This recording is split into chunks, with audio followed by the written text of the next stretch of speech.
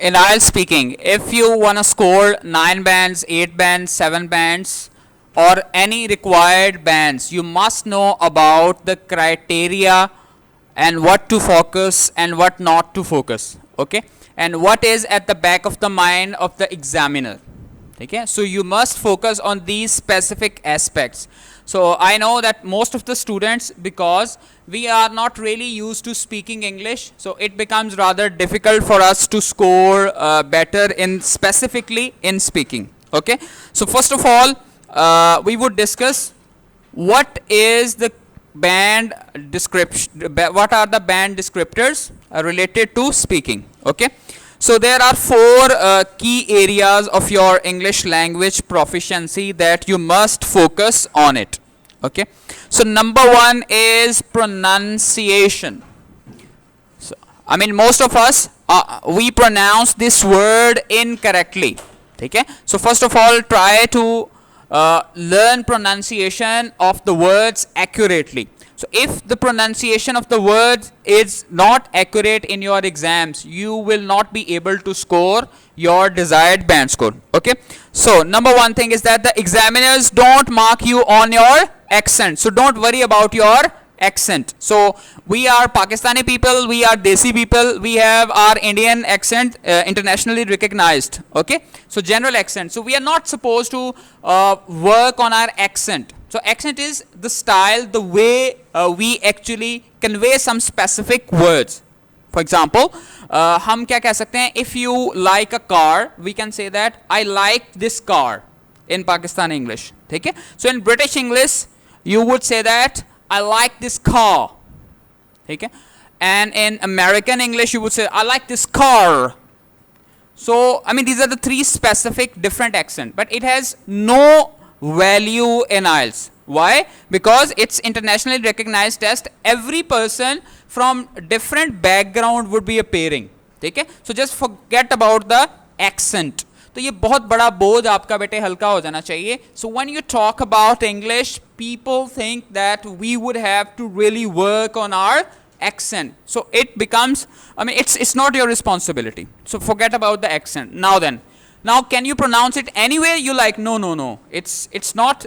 It's a big no to this. इसका ये मतलब नहीं जो दिल करे आप उसी तरह से उसको प्रोनाउंस करना शुरू कर दें. ठीक है, जैसे मसलन you cannot say that if they ask you that what do you like, you cannot answer this way that I like chips, biscuits and many other things. Okay, so you must focus on correct pronunciation. ठीक है, तो इसके लिए simple सा ये formula आपको at least जो basic words हैं उनकी प्रोनाउंसिएशन बेटा आनी चाहिए. ठीक है, so they primarily check if you pronounce words correctly. अगर किसी को अभी तक फ़र्क समझ नहीं आया तो वो पूछ सकता है. एक्सेंट बेटे क्या है? आपका लहजा, the way you speak. Pronunciation is about the specific pronunciation of a word. मसलन आप पुअर को पूर नहीं कह सकते. ठीक है, he is a poor man, तो ये क्या हो जाएगी? उसकी प्रोनाउंसिएशन गलत. हाँ, ये हो सकता है ही इज पोअर मैन, और दूसरा हम कह रहे हैं ही इज पुअर मैन, ये चल जाएगा क्योंकि इसमें हमारा एक्सेंट से रिलेटेड नहीं है चीज़ें. खैर, तो उसमें क्या है? Regional accents of English are accepted and the influence of your first language on your English is viewed positively. भाई हम उर्दू पंजाबी बोलने वाले लोग हैं तो हमारा जो लहजा है उसका उस पर असर लाजमी तौर पर आना ही आना है. And they don't have any issues with that. Just imagine a person from Gulf countries, from Saudi Arabia or any Arab countries.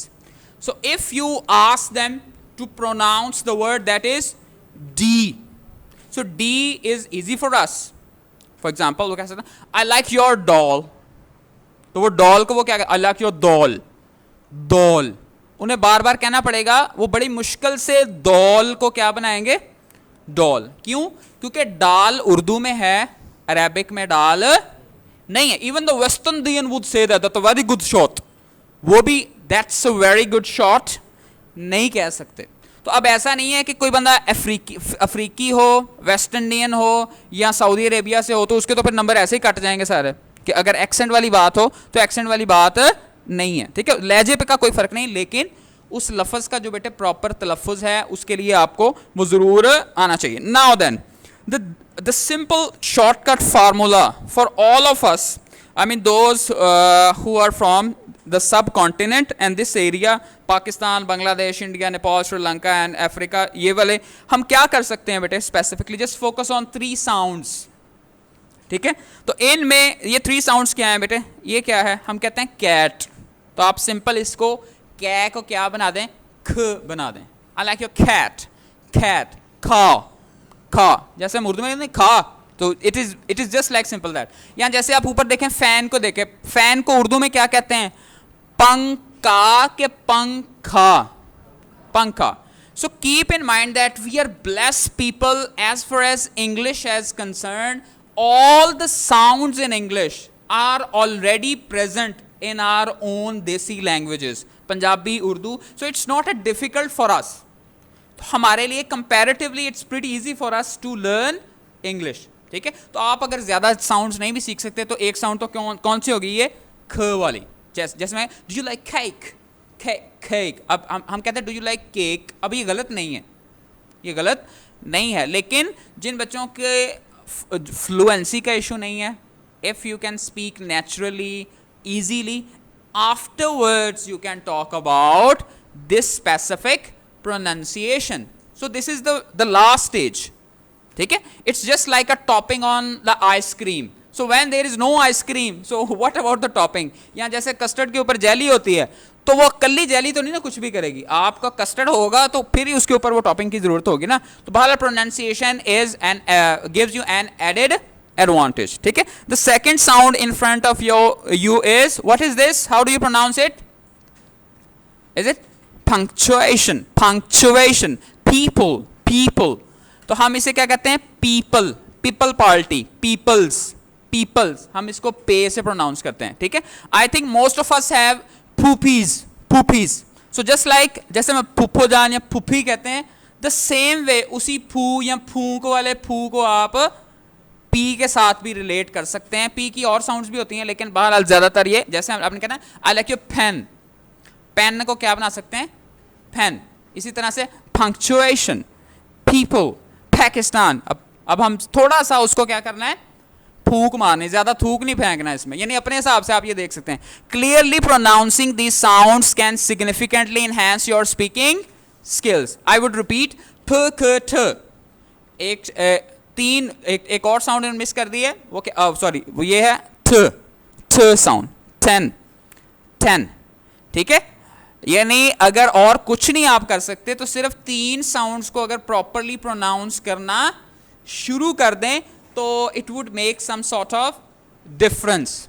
ठीक है, आई 10 रुपीज. अब ये 10 हम 10 तो पहले से ही कहते हैं. टी की आवाज टे वाली तो हमें पहले से ही आती है. जैसे हम किसी से पूछें भाई क्या हाल है, आगे से हम क्या कहते हैं? मैं ठीक हूं कि मैं ठीक हूं. अब ये जो वही वाली साउंड है 10. ठीक है, 10. Topple down, topple. ठे वाली साउंड, फ ख ठ. ये 3 जो है अगर आप चाहें तो इसको कर सकते हैं एस्पिरेटेड साउंड. अगर नहीं हो सकता, ये उन बच्चों के लिए है, I have already told you, those students who have no issues while speaking or they can easily speak naturally, तो ये सारे words बेटे उनके लिए आ सकते. तो एक तो क्राइटेरिया ये है. Next one is fluency. Fluency बेटे क्या होती है? रवानी. So generally what do we think? Fluency is equal to your speed. हम कहते हैं wow, superb fluency of that specific person. So fluency is not about the speed. हम आमतौर पर क्या समझते हैं कि fluency is equal to speed. It's not about the speed, it's about the flow. You can talk about a thing while having low speed. एक minute जान हो जाए फिर उसके बाद करते हैं start. Okay, fluency is not all about the speed. It's about the flow. If you're speaking without breaks, pauses, or breaking the sequence of sentence, naturally speaking, we are not robots. We would time and again would stop and would pause, would use some words when you are struggling to find out the specific word. ठीक है। तो it's natural, natural की हद तक तो ठीक है ये जितना भी, क्योंकि कोई भी बंदा, even the native speakers, whenever you want to speak with something of value, you must think, I mean how can you are not just reading aloud, you are thinking, you are speaking. तो आपको सोचना तो पड़ता ही है, रुकना भी पड़ता है, लेकिन उसमें कोशिश क्या करनी है, मिनिमम क्या हो बेटा, ब्रेक्स हो। So you have two options. I would suggest you people, just be natural, follow your natural speed.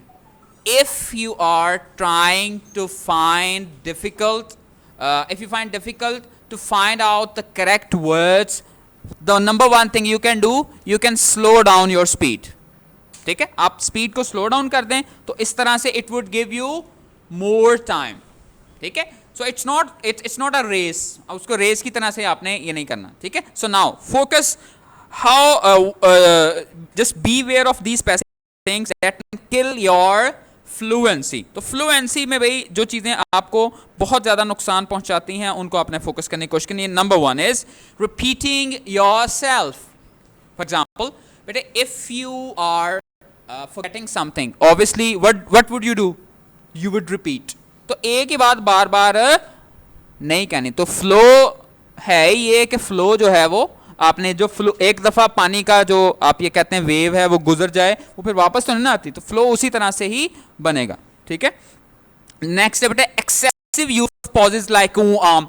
अब चाहे कोई नेचुरल स्पीकर हो, रुकना अटकना उसने भी है, ठीक है, इसमें रुकने में इशू नहीं है इतना।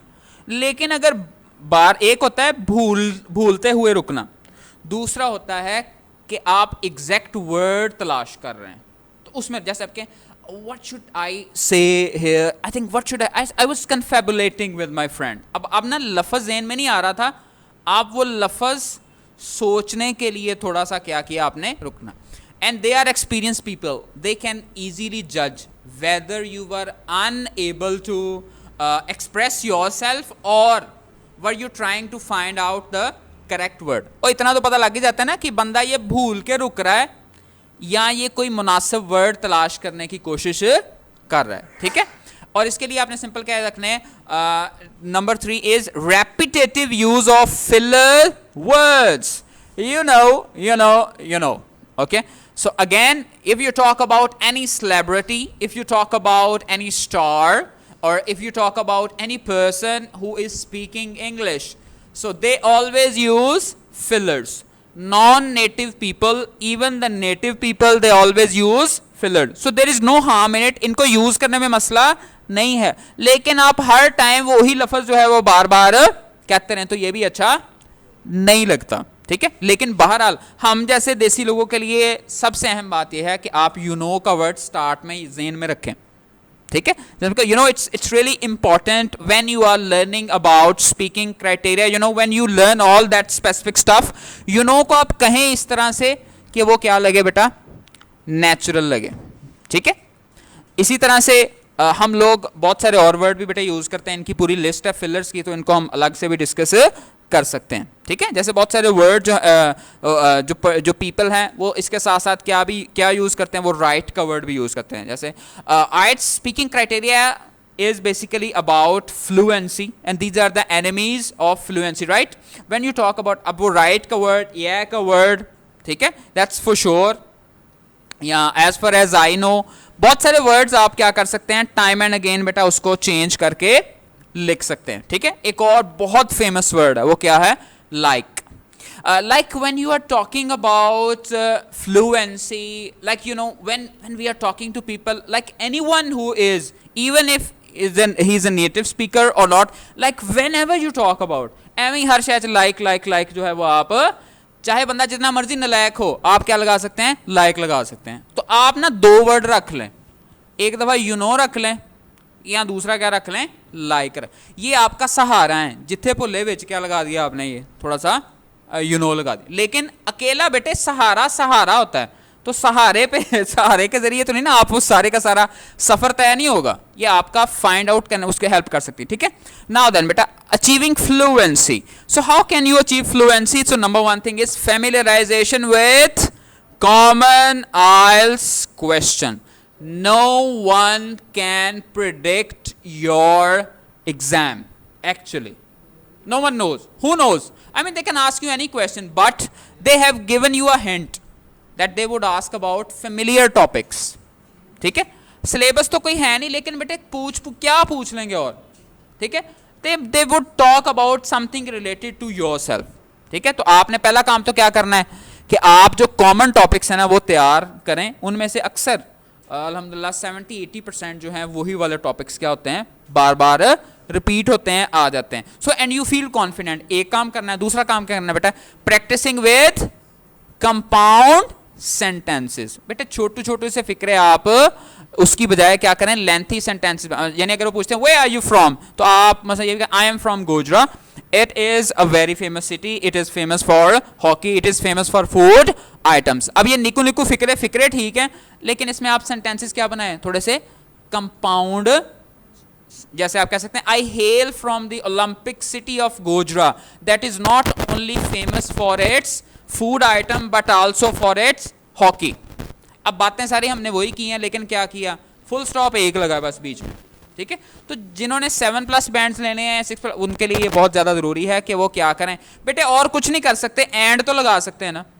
यानी आप 2 फिक्रें लें, बीच में क्या लगा दें, एंड लगा दें.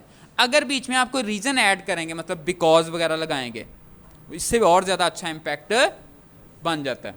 ठीक है, जैसे मसलन I have come here because I want to prepare for IELTS. As you know, IELTS is very important when you wanna go abroad. यानी अब आपने as, because, when ये बीच में 2 फिक्रों को आपस में जोड़ देंगे, इससे आपके बैंड स्कोर में बेटे और ज़्यादा इजाफा हो जाएगा. मैं दोबारा दोहरा दूँ, अगर आप ना निकू निकू से फिक्रे बोल लें और ज़बरदस्त बोल लें, बगैर गलती के बोल लें, तो आपके 6 बैंड्स तक आ जाते हैं. यानी because you are natural, you are fluent and you can think properly, you can express yourself. It's all about expression. वो एक बात सिर्फ चेक कर रहे हैं, can you express your ideas in accurate, correct English or not. बस इतना सा उनका काम है. एक बात, ये सिर्फ 6 बैंड्स तक की बात कर रहा हूँ. ठीक है, उसके बाद बेटे थर्ड 2 चीज़ें होगी, प्रोनाउंसिएशन होगी. ठीक है, प्रोनाउंसिएशन एंड फ्लुएंसी, 2 काम हो गए. तीसरा बेटा जी क्या है, तीसरा is a big issue for all the students. I mean, when we talk about speaking or when we talk about writing, there are blunders of grammar. ठीक है, so can you learn the whole grammar? I mean, obviously not. ऐसा तो नहीं हो सकता, सारी grammar तो नहीं अब आपको आएगी, लेकिन उसमें बेटे आप क्या कर सकते हैं, आपने याद रखना है कि आप चंद स्पेसिफिक स्ट्रक्चर्स हैं उनको आप फोकस कर सकते हैं. ख़ास तौर पे चंद टेंसेस हैं उनको आपने फोकस करना है कि उन्होंने हमेशा पूछना है. और भाई सारे 12 के 12 नहीं भी याद हो रहे, सारी उम्र गुजर गई, बार बार टेंस कर करके आप खुद ही टेंस हो गए हैं, तो और कुछ नहीं होता. ये 2-4 स्ट्रक्चर जो हैं इनको थोड़ा सा आप क्या कर लें बेटा, रिवाइज कर लें. ठीक है, वो कौन कौन से होंगे देखें. आपने पहले आप फोकस किसको बेटा जी, जो वो क्वेश्चन अक्सर करते हैं, वो किससे क्वेश्चन करते हैं बेटा जी, डू यू लाइक, ठीक है, blah blah blah blah, any question they, do you like mangoes, do you like going outside in the evening. ठीक है, फिर इसी कोई भी आपकी लाइकिंग स्टार्ट कहाँ से हो रहा है भाई सवाल, डू यू से. ठीक है, किससे स्टार्ट हो रहा है, डू यू से. सो डू यू आप कम से कम सबको क्या आना चाहिए भाई, प्रेजेंट सिंपल टेंस. ठीक है, उसके बाद क्या आना चाहिए, अगर वो आपसे पास्ट के बारे में पूछता है, did you enjoy when you go to your primary school. ठीक है, तो अब आपने डिड से क्या अंदाजा लगा लेना है, ये किसकी बात हो रही है, पास्ट की बात हो रही है. ठीक है, तीसरा जो अहम सवाल करते हैं वो क्या कहते हैं, विल यू. ठीक है, will you prefer to settle abroad और you would love to come back. ठीक है, आप उधर सेटल होंगे, यहाँ आप. ठीक है, तो आपको फ्यूचर सिंपल भी आना चाहिए. ठीक है, चौथा सवाल क्या होता है, प्रेजेंट परफेक्ट टेंस. ठीक है, have you ever been to any foreign country before, या have you ever been to a zoo, क्या आप कभी जू गए हैं, या क्या आप कभी फैसलाबाद गए हैं, have you ever been to. तो ये वाले प्रेजेंट परफेक्ट वाले क्वेश्चंस भी बेटा क्या होते हैं, आ जाते हैं. ठीक है, इस तरह से नेक्स्ट क्या है, प्रेजेंट परफेक्ट कंटिन्यूस. ठीक है, how long have you been living in your city. ठीक है, how long have you been living in this country, how long have you been studying in this university, how long, ये वाले। तो और बेटा जी कुछ नहीं कर सकते तो कम से कम क्या करें, 3 प्रेजेंट वाले टेंस कर लें, ठीक है।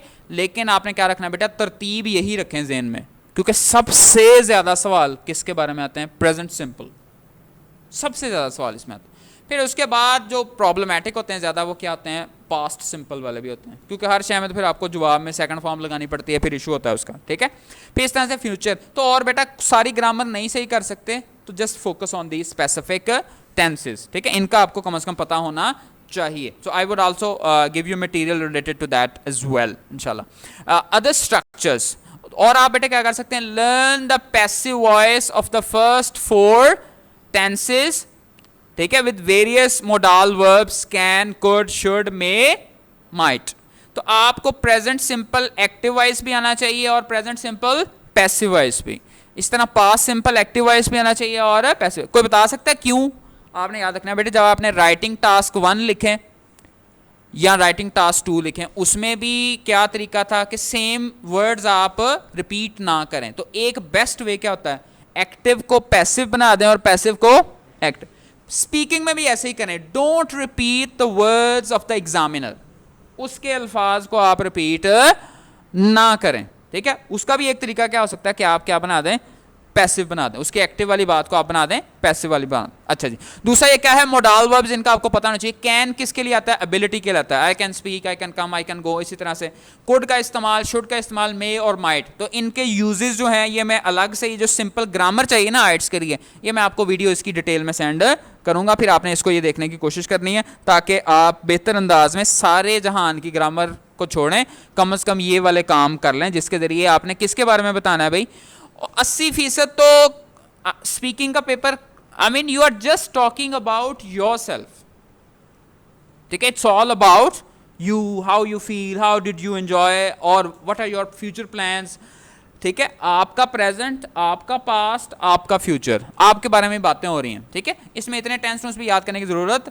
नहीं है, आपको कम से कम ये वाला लाजम। नाउ देन बेटा, sentence structure for a target band score of 6 और 6.5, aim to make simple sentences but fluently, ठीक है, फ्लुएंटली आपने बनाना है, एंड यूज सम कंजंक्शन। कोई बताएगा कंजंक्शंस क्या होती हैं?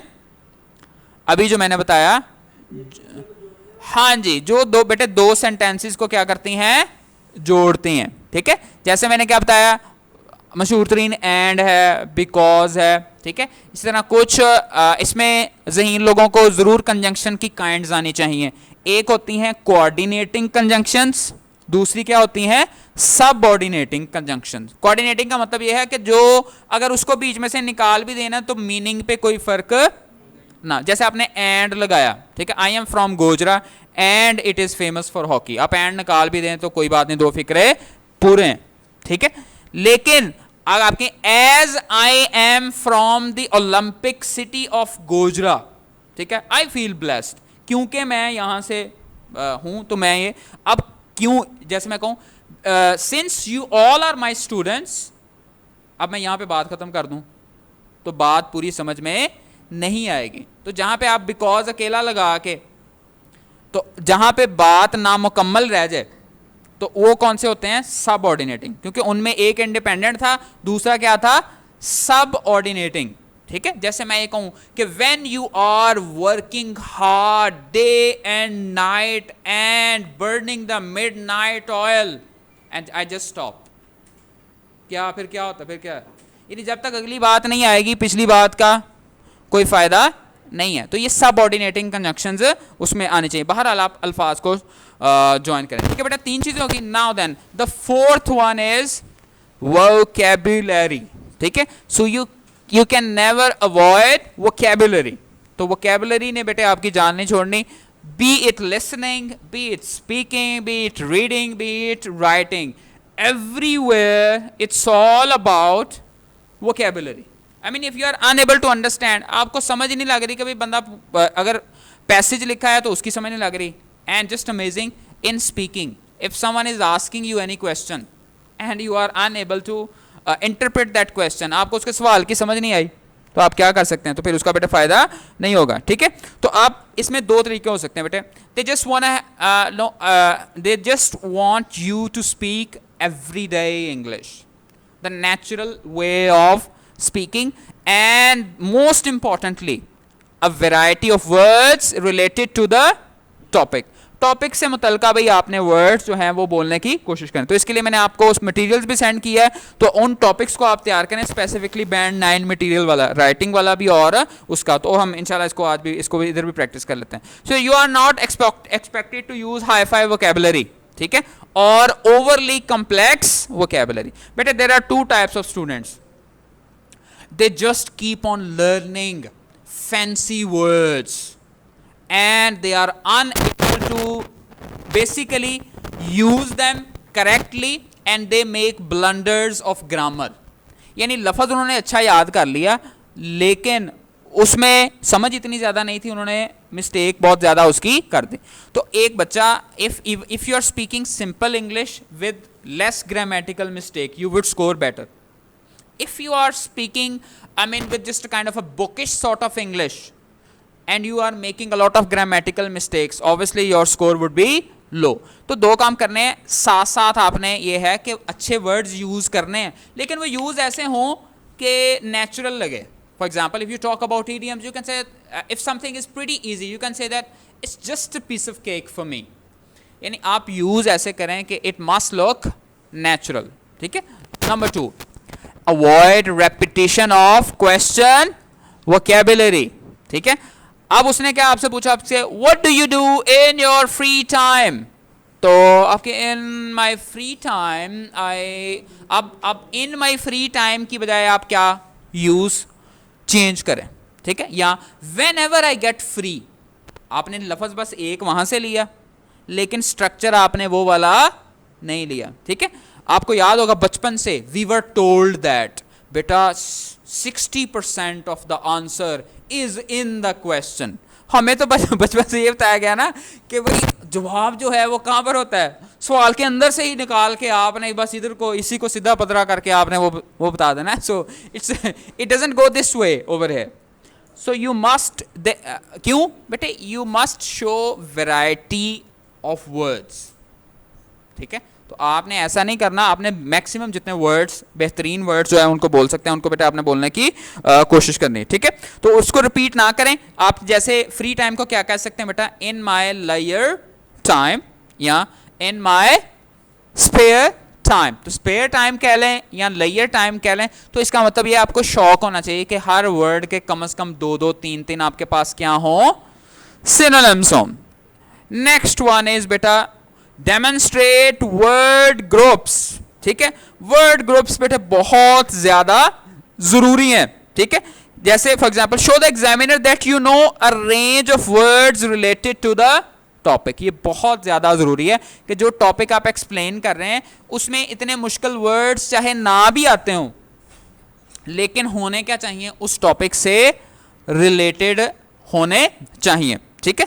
जैसे मिसाल के तौर पर for example for favourite colour use words like passionate about, I love this colour, I am obsessed with this specific colour, ठीक है। या bright colours, dark colours, how specific colour names. तो अब आप इनके डिफरेंट काइंड्स जो हैं वो आप बता सकते हैं, ठीक है। जैसे मिसाल के तौर पर even if you are talking about cricket, so you are, अब क्रिकेट की बात करनी तो सिर्फ ये नहीं है I like cricket, my favourite player is blah blah blah blah, नहीं, आप इसको टेक्निकली भी फिर आप क्या करें, थोड़ा सा डिस्कस करें, ठीक है। That cricket is, there are different formats of cricket, there is white ball cricket, there is red ball cricket, even there is pink ball cricket, ठीक है। So there is a test match cricket, T20 cricket and one day cricket. अब ये जो cricket की different क्या आ रही हैं kinds आ रही, I mean even if you go to Shahriyar ice cream, okay, कुल्फा, चॉकलेट, मैंगो, ऑरेंज, फलान फलान, है तो बेटे घुम घुमा के सारी आइसक्रीम ही है ना, लेकिन क्या है उसके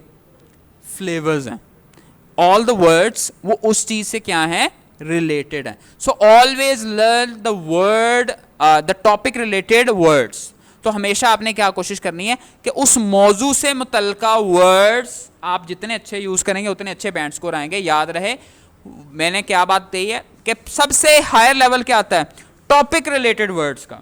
उनमें अगर मुश्किल वर्ड ना भी हो, आसान ही हो, लेकिन हो किससे मुतलका, टॉपिक से मुतलका हो, तो बेटे आपके ज्यादा अच्छे बैंड स्कोर आ जाते हैं। ठीक है, next one is you must elaborate. ठीक है, आप कोई भी आंसर देते हैं तो the examiner wants to check your proficiency in English, but try to elaborate it, use a variety of simple words to elaborate your answer. यानी कैसे आप कर सकते हैं इलेबोरेट आंसर, मैंने आपको इसका फॉर्मूला बताया था, अभी भी बता देता हूं, उसके लिए अलग से मैं आपको लेक्चर भी बेटे सेंड कर दूंगा। आपके पास एटलीस्ट कई ऑप्शन हो सकते हैं, 7 ऑप्शंस आपके पास हैं। ठीक है, तो उन 7 ऑप्शन में आप रेड्स फार्मूला लगा सकते हैं। कैसे इलेबोरेट करना है, नंबर 1 आर रीजन बता दें, ठीक है, ई एग्जाम्पल बता दें, डी उस चीज को डिफाइन कर दें आप, एस स्पेकुलेट कर दें, इमेजिनेशन में बता दें, और पीपीएफ यानी उस चीज का प्रेजेंट बता दें, पास्ट बता दें और फ्यूचर बता दें। तो ये 5-7 तरीके से आप क्या कर सकते हैं, उस चीज को एलैबोरेट कर सकते हैं। ठीक है, तो अब बेटे जो जनरल स्ट्रेटजीज हैं वो आपने जहन में रखनी है कि हम किस तरह से जब भी स्पीकिंग की बात करनी है तो उसके हवाले से हमें किन किन चीजों का पता होना चाहिए। ठीक है, तो